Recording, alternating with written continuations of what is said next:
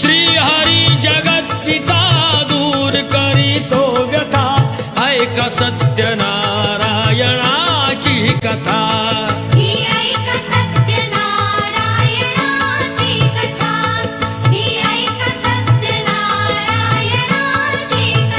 कुलकामुको राजा होता महाथोर तयाची पत्नी होती सुंदर नदी किनारी एकदा त्यांनी घातली महापूजा दोघांनी आले एक नौका त्याच मार्गानी नाव भरलेली पूर्ण द्रव्यानी होती व्यापारी साधू बाण्याची रीत पाहण्यास आला पूजनाची उल्कामुक त्यास